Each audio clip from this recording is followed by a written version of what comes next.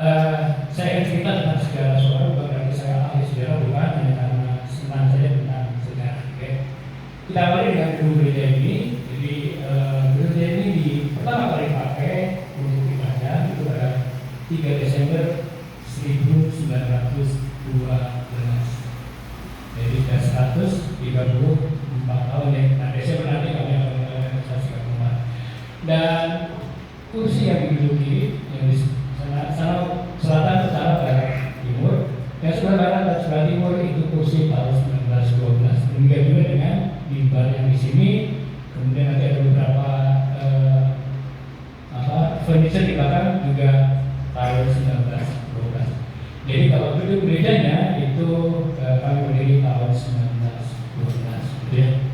Nah, kemudian yang menjadi sesampi dari GKJ Maswaru adalah tulisan di bawah mimbar ini. Ada yang bisa membantu saya membacanya? Gusti Anunggil Rawat kita, Tuhan menyertai kita. Dari 1 Matius ayat 23 Immanuel, Tuhan sertai kita. Itu yang menyemangati kami warga Suwaru untuk selalu berdoa. Dan satu pertanyaan juga, lalu sejak kapan ada Kristenan di desa ini? Menurut literatur yang ada, jadi literatur ini adalah sebuah catatan dari para sending yang dikirim dari sana ke sini. Setiap kali mereka datang ke sini, berkunjung sini, dia membuat laporan dan dikirim kembali ke Belanda. Itu didapati bahwa tahun 1860 itu sudah ada kekristenan di desa ini. 1860, 166 tahun yang lalu. Jadi gedung ada yang salah bahwa ulang tahun gedung gereja ke 114 salah. Yang lebih utama itu justru awal berdirinya kekristenan di desa ini. Kemudian lalu pertanyaannya, lalu kapan desa itu berada? Bersama dengan didirikannya gereja, tempat ibadah, bersama juga berdirinya sebuah desa. Baru itu kedua yang kami membuka hutan untuk membuat tempat tinggal, bersama juga dengan membangun tempat ibadah. 1860 sudah ada di sini, dan sebelum itu diawali dengan bagaimanapun tidak Mojowarno tentunya menjadi cikal bakal kekristenan kami. Di Mojowarno seorang petapa di kaki gunung Kelut sana, guru-guru yang belajar bersama Jelesma di Mojowarno. Setelah dilatih tahun 1857-an, beliau ingin menyampaikan firman Tuhan. Beliau berjalan dari Mojowarno ke arah timur sini sampai ke sebuah daerah namanya Dimoro. Dimoro itu di sana Kota Kepanjen kira-kira 20 kilo dari sini.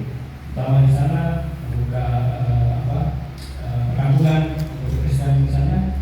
Kemudian bergeser lagi ke selatan ke daerah namanya daerah Tolar, sekitar 4 kilo dari sini. Di Pelar sudah mulai ada Kristenan di sana, tetapi para pendahulu itu merasakan bahwa masih kurang baik tanah di sana. Dan mereka melihat bahwa di daerah selatan, di sisi selatan ada sebuah hutan yang banyak pohon parunya.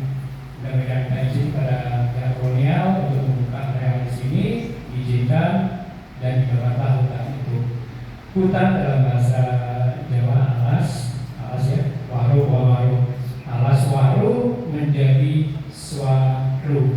Itu awal bermulanya nama desa Swaru. Awalnya adalah SWARU, tanpa pun di antara S dan U, Swaru. Tapi dalam perjalanan sejarahnya di tahun 80-an, 1980-an, kemudian pemerintah desa mengganti nama Swaru menjadi Swaru.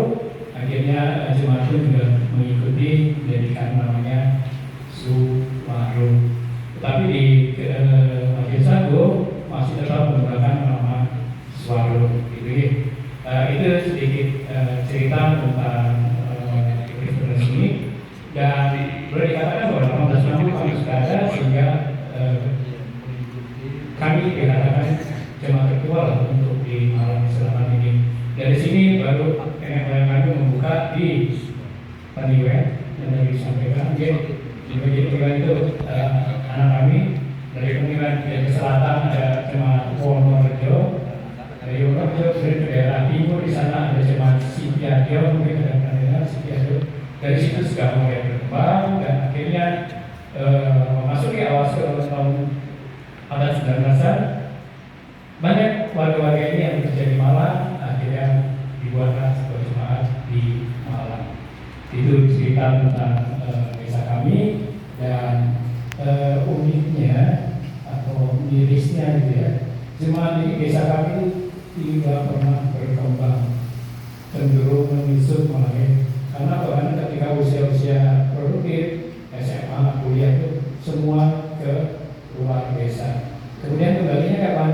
Kembalinya bisa jadi ketika sudah pensiun atau balik melamar saja gitu ya. Seperti ayah saya ketika beliau merantau ke Bandung, meninggal di Jakarta, akhirnya mengatakan di sana. Jadi banyak sekali itu menyebabkan selalu tidak bisa berkembang. Perjuangan bagi kami juga ayo terus mempertahankan jemaat ini, tapi dengan satu Matius 23 itu kami tetap bertahan.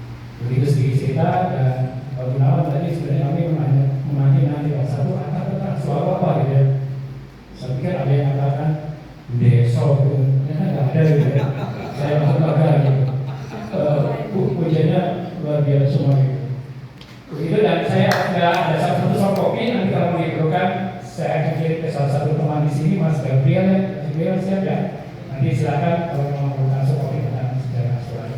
Selamat beraktivitas, selamat beraktivitas.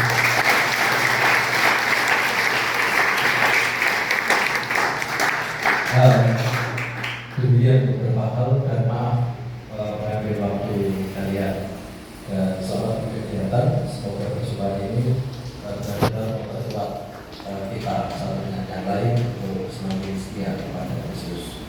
Tuhan berkati.